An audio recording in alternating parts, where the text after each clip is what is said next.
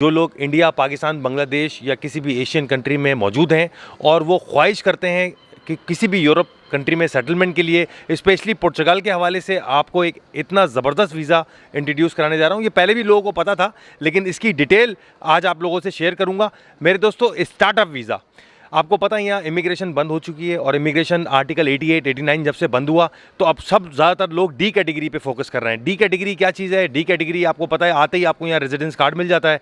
अगर D7 पे आते हैं तो पैसिव इनकम दिखानी है, D2 पे आते हैं तो आपको बिजनेस प्लान दिखाना है, D8 जो है वो डिजिटल नोमैड है। इसी तरीके से एक स्टार्टअप वीज़ा है। स्टार्टअप वीज़ा क्या है, भाई से जानेंगे। इनका D2 स्टार्टअप वीज़ा लगा है तो इनसे मैं जानूंगा कि क्या डॉक्यूमेंट चाहिए होते हैं, कितना टाइम ड्यूरेशन है और इस वीज़े के फ़ायदे क्या हैं। बहुत सारे कंट्री इन्होंने चूज़ भी किए और पुर्तगाल का ही डी स्टार्टअप वीज़ा इन्होंने क्यों चूज़ किया? ये एक तरह का D2 वीज़ा है and it's very different from other visa in terms of कि आपको अपफ्रंट कोई बहुत ज़्यादा पैसे नहीं खर्च करने, ठीक है, कोई पैसा नहीं लगता इसमें।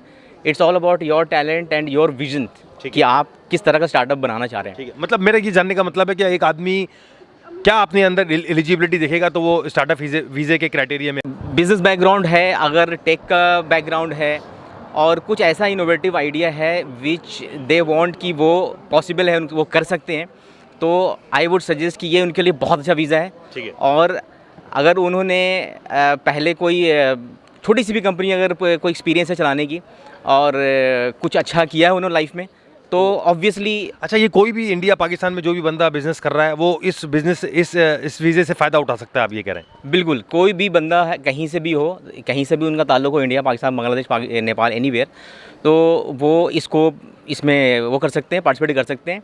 ये उनके लिए ही है जो एक अच्छा बैकग्राउंड रखते हैं और एक इनोवेटिव माइंडसेट है उनका, और कुछ बिल्ड करना चाहते हैं लाइफ में और कुछ ऐसा प्रोजेक्ट है उनके जहन में जिसको लेकर के वो आगे बढ़ सकते हैं। ठीक है। आतिफ भाई, आपसे मेरा सवाल ये है कि ये जो स्टार्टअप वीज़ा है, क्या ये इतना ही मुश्किल है जितना D2 का है? क्योंकि एक पूरा बिजनेस प्लान दिखाना है और फिर आपको अकाउंट में वो 10,000 15,000 यूरो यहाँ रखवाने हैं बैंक अकाउंट ओपन करने के बाद, या ये थोड़ा डिफरेंट है? अच्छा, ये वीज़ा मुश्किल तो बहुत है। इसमें कुछ कॉम्प्लेक्स चीज़ें आ जाती हैं। Number 1, incubation approval. आपको इंक्यूबेशंस को रीच आउट करना है। इंक्यूबेशंस अगर आपको अप्रूव करेंगी based on the idea that you have, उसके बाद आपको अप्रूवल मिलेगा and then you can move further. सही है, आप मूव फॉरवर्ड सिर्फ तभी कर सकते हैं once you have an approval from incubation. तो ये प्रोसेस तो टीडियस है। एट द सेम टाइम जहाँ इन्वेस्टमेंट की बात की है, इसमें इन्वेस्टमेंट इन्वॉल्व नहीं है। जैसे D2 एंटरप्रेन्योर वीज़ा में आपको बैंक अकाउंट ओपन करके इन्वेस्टमेंट दिखाना है कि 10,440 यूरोस आपके पास हैं, आपकी स्पाउस के पास उसका हाफ है, बच्चों के लिए 25% दिखाना है in your Portuguese bank account. Eight the same time with D2 startup visa आपको पोर्चुगीज़ बैंक अकाउंट नहीं चाहिए, फंड्स आपके यहाँ नहीं होंगे, but at the same time आपको फंड्स चाहिए, लेकिन ये आप अपने होम कंट्री के अंदर दिखाते हैं, अपने पोर्चुगल के बैंक अकाउंट में नहीं दिखाते क्योंकि आपको पोर्चुगल का बैंक अकाउंट नहीं चाहिए। इसके अलावा इसमें जो कुछ चीज़ें काफ़ी कॉम्प्लेक्स हो जाती हैं, जैसे स्टार्टअप्स के साथ incubation, at the same time your business plan has to be well crafted. 200 page के डॉक्यूमेंटेशन है इसके अंदर। सो जहाँ पे साजिद अपना एक्सपीरियंस शेयर कर रहे हैं कि it's one of the best visa available on planet, which is a huge thing to say, क्योंकि साजिद मैं साजिद को बहुत अच्छे से जानता हूँ। साजिद ने 7-8 कंट्री एक्सप्लोर करने के बाद पोर्चुगल पिक किया है, जिसमें UK का इनोवेटर वीज़ा था, Finland has the same visa like D2। उसके बाद उन्होंने एस्टोनिया, लग्जमबर्ग, लैटविया, बहुत सारे कंट्रीज एक्सप्लोर किया and then he decided to go with Portugal based on the you can say like the process which is more streamlined, lekin as a paperwork it's a lot of paperwork, so it required like a complete assistance to complete your D2 startup visa application. Without assistance it's impossible to do it. तो साजिद अपना experience बताएंगे। देखिए, startup visa हमने Estonia का भी try किया है, Lithuania का ट्राई किया, स्टार्टअप वीज़ा UK का भी पास में कर चुके हैं। तो व्हाट आई थिंक इज़ कि this is one of the most streamlined process visa, और ये बहुत अच्छा है इन टर्म्स ऑफ कि आपके टैलेंट के बेसिस पे मिलता है। ठीक है। और अच्छा, सॉरी इंटरप्ट कर रहा हूँ, ऐसा तो नहीं वहाँ का आपका हुआ नहीं था, यहाँ का आपका हो गया तो इसलिए यहाँ आ गए? ये मेरा UK का भी स्टार्टअप वीज़ा हुआ था और मैंने जो फाइल अभी भी मेरी होल्ड पे है, मतलब they are waiting for some certain documents, तो मैंने लेकिन फाइनली चूज़ किया। मैंने Lithuania, Estonia and then Finland किया। फिनलैंड को मैंने रिसर्च किया अच्छे से। तो जितने स्टार्टअप वीज़ा हैं जिस कंट्री में एक्टिव हैं, एक्टिवली लोग उस पर जा रहे हैं, उन वीज़ा को स्टडी किया है और फाइनली मैंने चूज़ किया पोर्टुगल बिकॉज ऑफ कि ये एक शेंजन का पार्ट है। सबसे बड़ी बात है, you have a 430 million population का अपॉर्चुनिटी, ठीक है।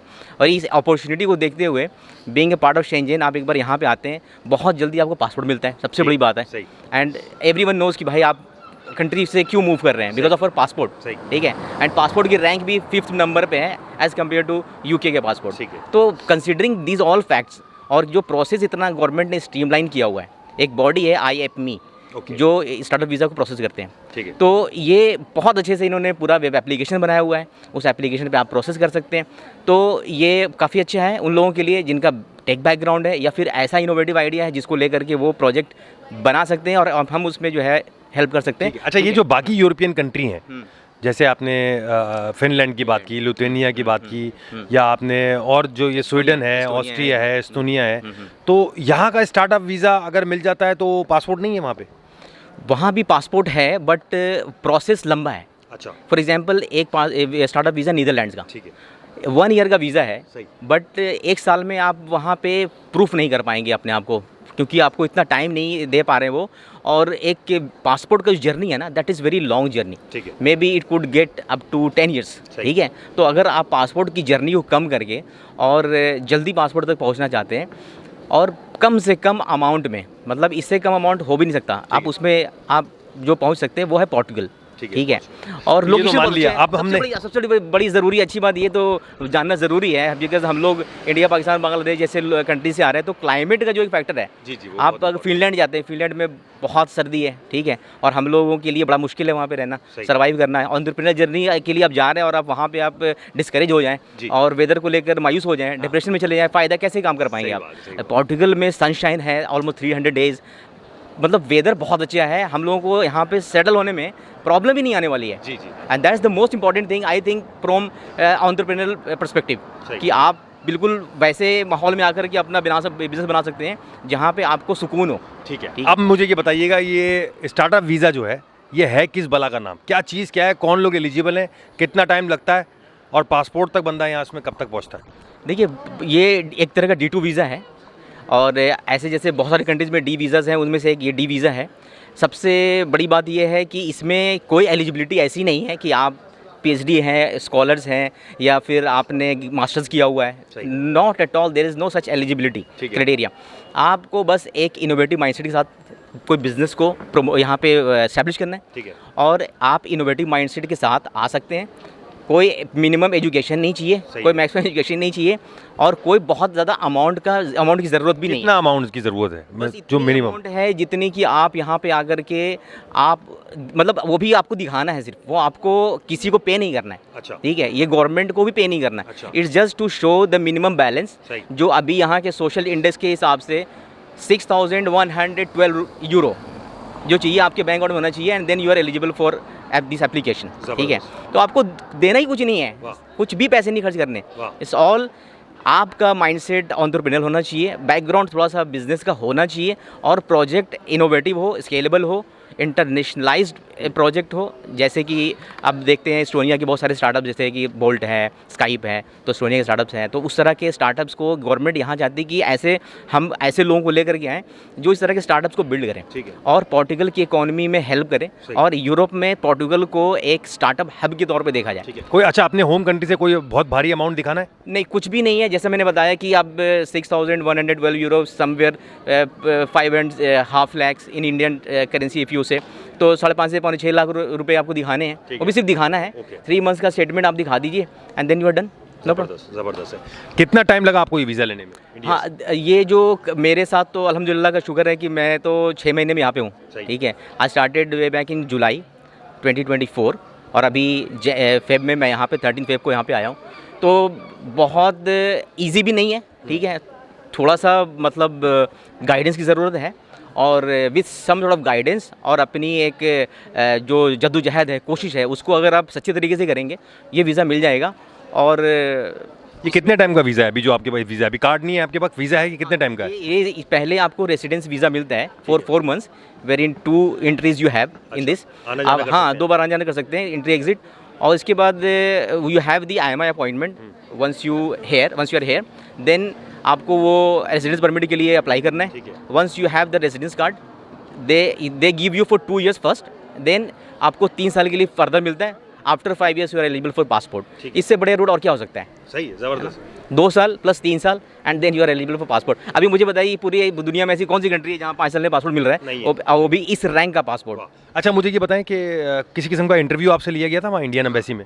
एम्बेसी में तो ऐसा कोई इंटरव्यू, सॉरी, आपका इंटरव्यू हुआ होगा इंडिया में पोर्चुगल एम्बेसी में। एग्जैक्टली यहाँ पे जो इनकी बॉडी है उन्होंने डेजिग्नेट किया हुआ कुछ अथॉरिटीज़ को, वो सिलेक्ट करते हैं सर्टेन स्टार्टअप्स को, और जो आप एप्लीकेशन फाइल करते हैं, पूरा एप्लीकेशन जो बिल्ड करते हैं, पूरी अपनी प्रोजेक्ट को बिल्ड करते हैं। Obviously this is very cumbersome ये है प्रोसेस है, लेकिन अगर स्ट्रीमलाइन करके इसको कर लें, गाइडेंस भी चाहिए इसमें, अगर उसको कर लेते हैं तो फिर ये ब्रीज आगे फिर सब कुछ डिजिटल है, आपको ऑनलाइन करना है, और फिर उसके बाद इंटरव्यूज़ होते हैं। जो गवर्नमेंट डेजिग्नेटेड बॉडीज़ हैं वो आपके इंटरव्यूज़ लेते हैं, और वो आपके इंटरव्यू से आपके प्रोजेक्ट को असेसमेंट करते हैं कि ये प्रोजेक्ट कितना कैपेबल है और कितना ज़्यादा आप में कैपेबिलिटी है। D2 का अगर हम स्पेसिफिक D2 के रेशियो की बात करें, D2 में 3 वीज़ा कैटर होते हैं। एक है एंटरप्रेन्योर, एक है startup, and then there is one called independent professionals.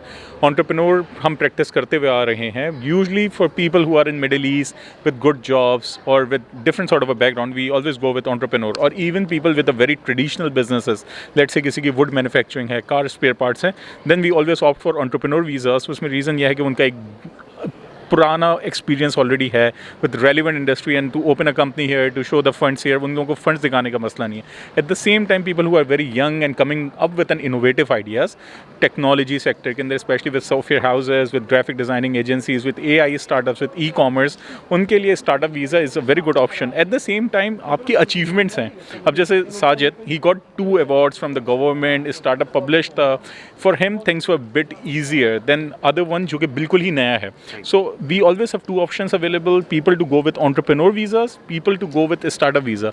Startup visa we would categorize it के थोड़ा सा ज़रा paperwork lengthy with a very good startup plan, even if someone does not have a startup plan, we can help them in building one startup plan for them, which is a full-fledged startup plan जो कि यहाँ पे execute होगा।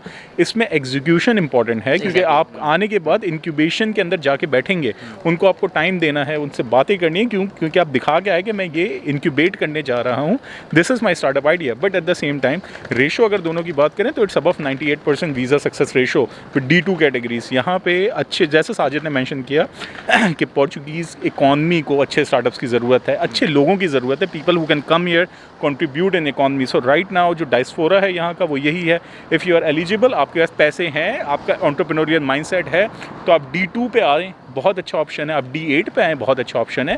अगर आपकी income है remote, आप passive income पे आएँ, D7 पे आएँ, गोल्डन वीज़ा पे आएँ। हर D category is always the best option available.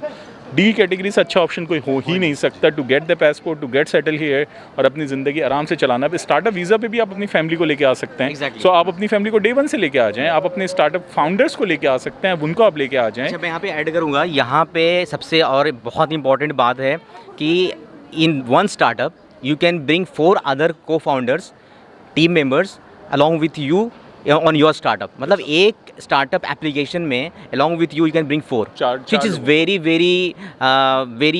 important point। उसमें क्या दिखाना है कि आप नहीं, मतलब जैसे अब साजिद एक एप्लीकेशन है, सबकी एप्लीकेशन इंडिविजुअल है, स्टार्टअप सेम ही है कि मैं फॉर एग्जांपल CFO हूँ कंपनी का, या मैं CTO हूँ कंपनी का, मार्केटिंग में, तो मतलब you have to show your team of 4 people like including you. आप 4 लोगों को और अपने स्टार्टअप का पार्ट बना सकते हैं, but this should be legit कि आप जबरदस्ती अपने कजन्स को, रिश्तेदारों को ना खींचे कि आओ मैं तुम्हें भी पोर्चुगल लेके चलूँ, ये ना करें। Because they will assess the application individually। Files individual assess हो सकता है कि 2 को वीज़ा मिले, 3 को ना मिले, और मेन फाउंडर को ही ना मिले तो फिर फ़ायदा नहीं है। तो you have to be very careful, and then आपको पैसे दिखाने हैं सबके लिए।